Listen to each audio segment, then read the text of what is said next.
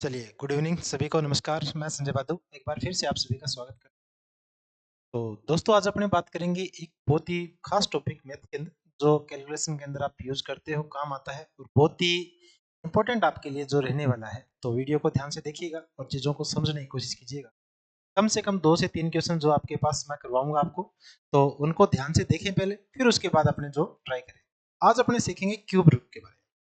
कोई भी जो वैल्यू आपके पास है कि जो क्यूब है, क्यूब को किस प्रकार से अगर पता करना चाहें, जैसे स्केयर अपने को याद है, मैंने आपको वीडियो बनाकर दी है स्केयर के बारे में। फिर आज बात करेंगे अपने क्यूब के बारे में कि कोई भी वैल्यू मैं आपको देता हूं उसमें क्यूब कैसे पता करूंगा। जैसे सपोज करो, नॉर्मल से क्या होता है कि जैसे मैंने आपसे कहा कि 2 का क्यूब, तो 2 का क्यूब आप कहेंगे 8 है। मैंने कहा 5, 5 का क्यूब आप कहेंगे 125 है। इसी प्रकार मैं अगर आपसे पूछूं कि 15 का क्यूब क्या होगा, 18 का क्यूब क्या होगा, है ना, तो ये तो चलो 20-22 तक तो अपने को याद भी है। अगर सपोज करें कि मैंने आपसे कहा 33 का क्यूब क्या होगा या 86 का जो क्यूब है वो क्या होगा, तो यहाँ अपने को अक्सर क्या आती है, समस्या आती है। तो आज अपने इस समस्या को दूर करते हैं। तो वीडियो के साथ अंत तक बने रहें और बहुत ही एक शानदार सी मैं आपको यहाँ जो ट्रिक है, बात आप कह सकते हो, आपको सिखाऊं। तो अपने बात करने जा रहे हैं, आज एक क्यूब सीखते हैं। जैसे सपोज करें कि मैंने आपको 12 लिख के दिया आपको यहाँ से पता करना है कि 12 का क्यूब होगा क्या। आपने देखा कि यहाँ 12 है, अपने पास यहाँ से दो अक्षर, दो अंक है, एक एक है और एक आपने दो है, दोनों को अलग अलग लिखा। अब एक और दो को आपके पास वैल्यू आई, आपने इसको अनुपात में लिखना, 1:2, 1:2, दो भागों में आपने बांट लिया, 1:2 और 1:2 दो बार लिखा आपने।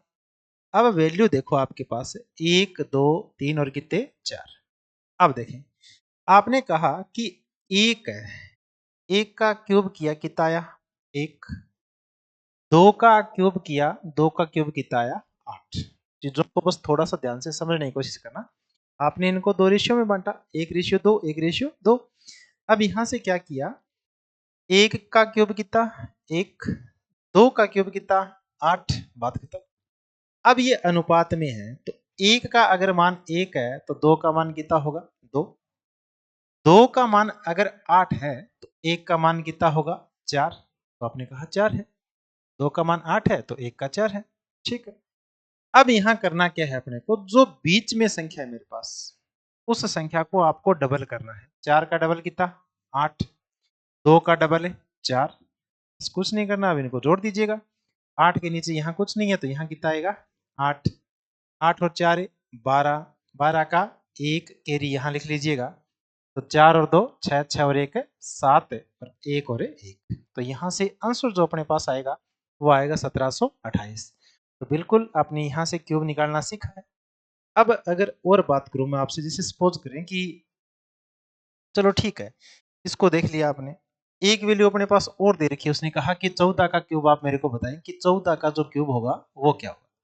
सबसे पहले आपने इसको दो भागों में डिवाइड करना है, 1:4। फिर वापस आपने लिखा 1:4, दो भागों में डिवाइड किया। अब यहाँ एक का क्यूब करना है, एक का क्यूब कितना, एक।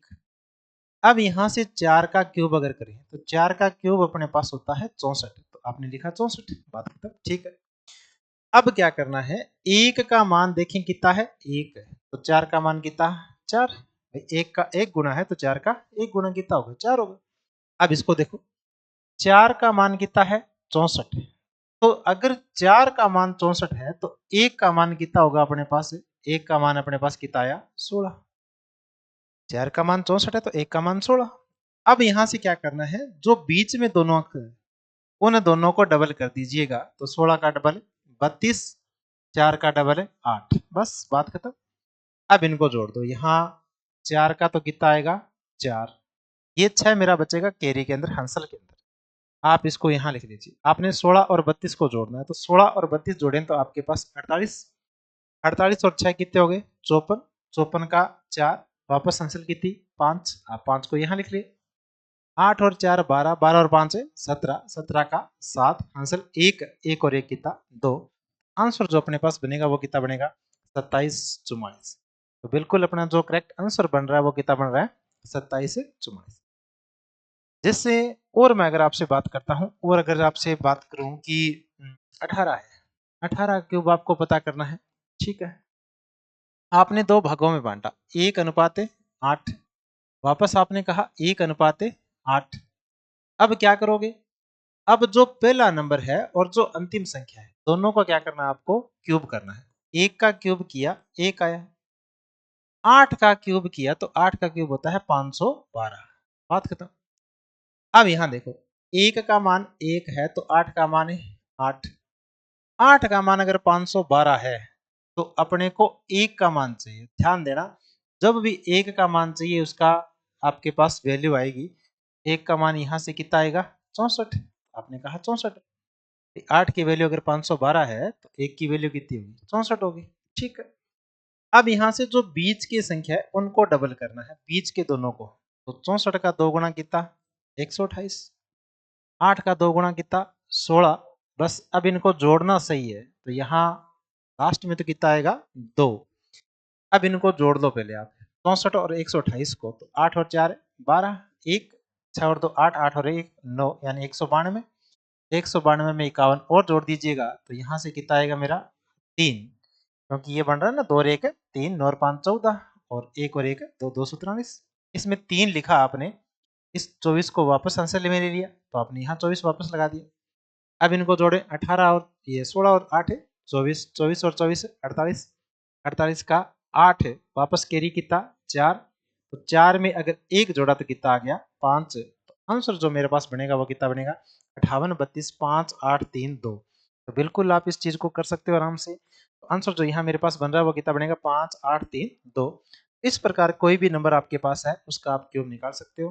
तो अगर वीडियो आपको अच्छा लगे तो इसको शेयर जरूर कीजिए अपने साथियों के साथ। और ऐसी ही ट्रिक, ऐसी ही चीज़ों को सीखने के लिए चैनल को आज सब्सक्राइब करें। मिलते हैं दोस्तों एक नई चीज़ के साथ, एक नई कंसेप्ट के साथ। तब तक के लिए धन्यवाद।